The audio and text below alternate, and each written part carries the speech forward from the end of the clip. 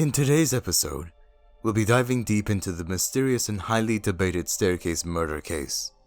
If you haven't already, make sure to hit the subscribe button and the notification bell to stay updated with our latest content. Now, let's unravel the enigma that is the staircase murder case.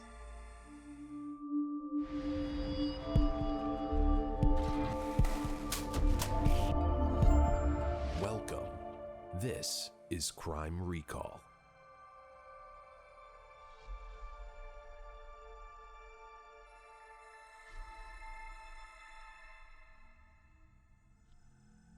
On December 9, 2001, in Durham, North Carolina, a gruesome discovery was made.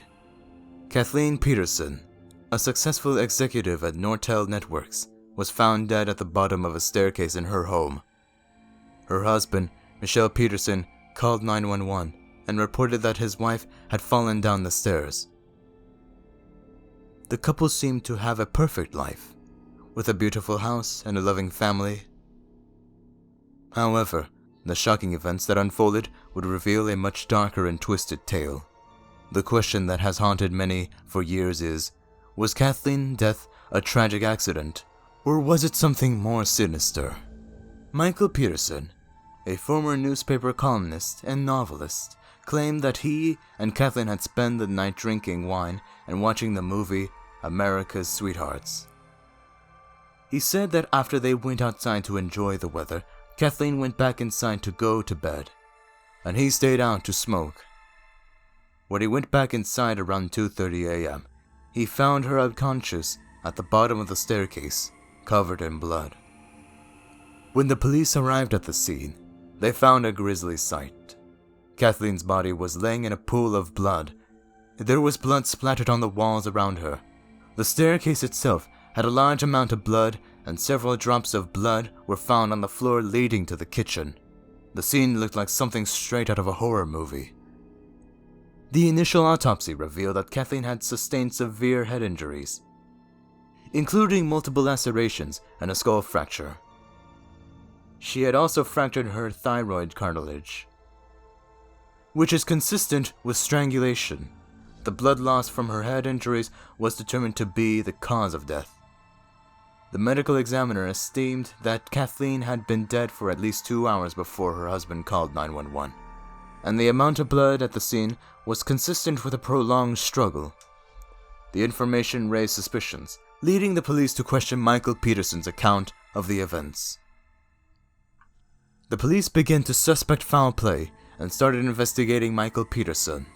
They found that he had a $1.4 million life insurance policy on Kathleen, which could have been a motive for murder. Additionally, they discovered that Michael had been having extramarital affairs with men, which he had kept secret from his wife. The case took a chilling turn when investigators discovered that Elizabeth Redeliff, a close family friend of the Petersons, had also died at the bottom of a staircase in Germany 17 years earlier. Michael Peterson was the last person to see her alive. The shocking coincidence led investigators to exhume Elizabeth's body for further examination. A new autopsy revealed that she had also suffered severe head injuries, similar to those of Kathleen Peterson. Although her initial cause of death was ruled as a brain hemorrhage, the new examination concluded that she had been murdered.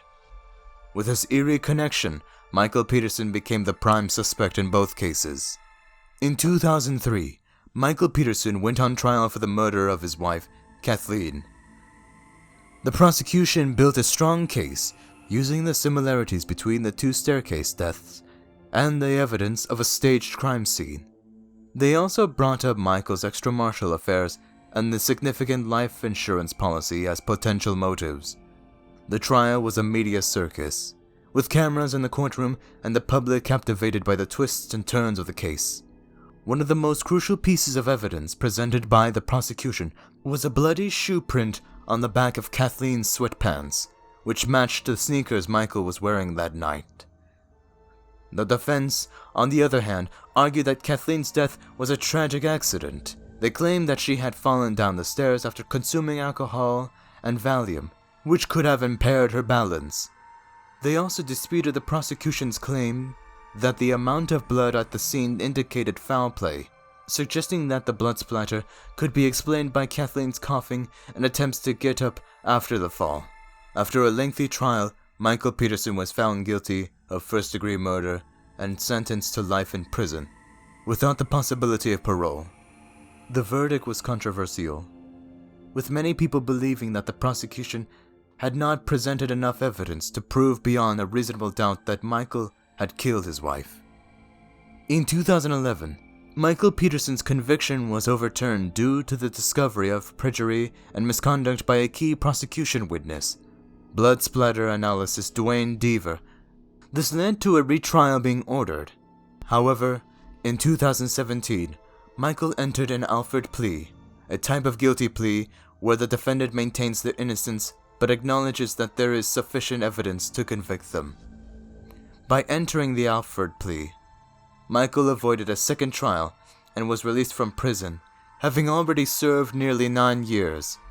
He was sentenced to time served and is now a free man, though the controversy surrounding the case remains. Over the years, several theories have emerged regarding Kathleen Peterson's death.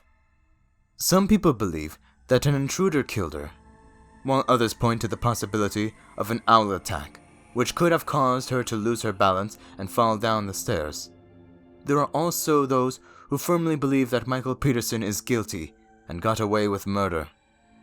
The staircase murder case is a story filled with mystery, controversy, and unanswered questions. While Michael Peterson maintains his innocence and has been released from prison, the truth about what happened that fateful night in December 2001 may never be fully uncovered. What do you think what happened to Kathleen Peterson? Do you believe Michael Peterson is guilty or innocent? Let us know your thoughts in the comments below. And if you haven't already, make sure to subscribe and hit the notification bell for more true crime content. Thank you for joining us on this deep dive into the staircase murder case, and we'll see you in the next video.